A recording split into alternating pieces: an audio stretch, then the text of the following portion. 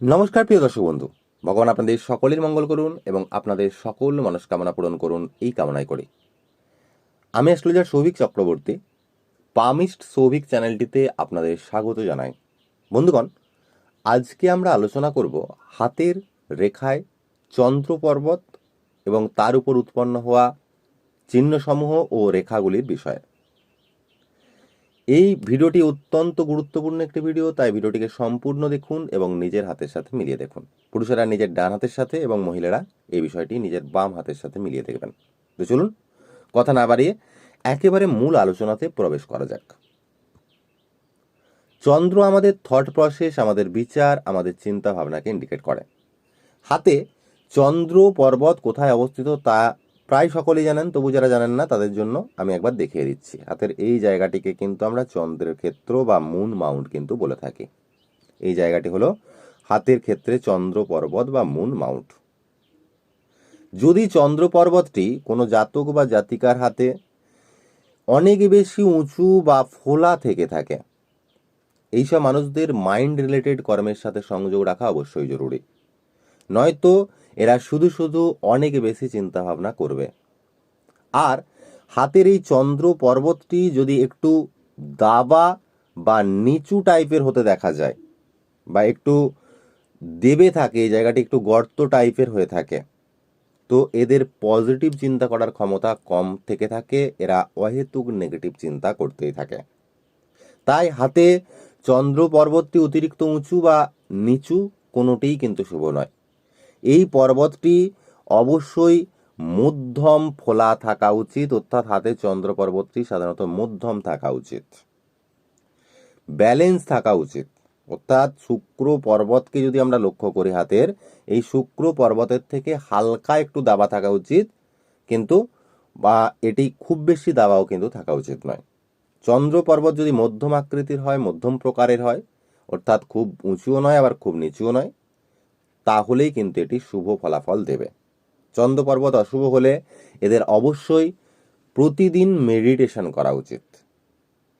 এবার আমরা আলোচনা করব হাতে চন্দ্র পর্বতে থাকা রেখা ও চিহ্নগুলোর বিষয়ে। প্রথমেই বলবো, যদি কোনো রেখা হাতের জীবন রেখা বা হাতের আয়ু রেখা, অর্থাৎ হাতের এই রেখাটিকে আমরা জীবন রেখা বা আয়ু রেখা বা লাইফ লাইন কিন্তু বলে থাকি, এই রেখাটিকে আমরা হাতের যদি কোনো রেখা জীবন রেখা বা আয়ু রেখার কাছাকাছি নিচের অংশ থেকে উৎপন্ন হয়ে চন্দ্র পর্বতের দিকে এইভাবে যদি চলে যায়, এই ধরনের যদি কোনো রেখা হাতে থেকে থাকে এবং হাতের ভাগ্য রেখাটিও হাতের চন্দ্র পর্বত থেকে উৎপন্ন হয়ে হাতের মস্তিষ্ক রেখাতে গিয়ে থেমে যায়, যদি এই ধরনের কন্ডিশন কোনো জাতক বা জাতিকার হাতে হয়, অর্থাৎ এটি হলো হাতের মস্তিষ্ক রেখা বা মাইন্ড লাইন, তো এই কন্ডিশনে জাতক বা জাতিকারা বিদেশ যাত্রা অবশ্যই করবে এবং জীবনে একাধিকবার এদের বিদেশ যাত্রা বা দূরযাত্রা কিন্তু জীবনে উৎপন্ন হবে। তো মিলিয়ে দেখবেন এই ধরনের চিহ্ন আপনার হাতে আছে কিনা।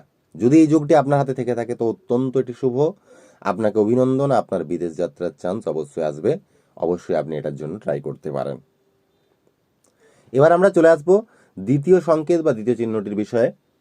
যদি কোনো ব্যক্তির হাতের চন্দ্র পর্বতে যে কোনো প্রকারে এই ধরনের ছোট বা বড় যদি রেখা দ্বারা ক্রস চিহ্ন উৎপন্ন হয় বা হাতে যদি এই ধরনের চন্দ্র পর্বতে একটি এক্স চিহ্ন গঠিত হয়, সেটি বড় হোক বা ছোট, তো এদের জল থেকে ভয় থেকে থাকে এবং এরা ছোট ছোট মিথ্যা কথা কিন্তু সাধারণত বলে থাকে বা বাড়িয়ে চাড়িয়ে কথা বলা এদের মধ্যে কিন্তু লক্ষ্য করা যায়।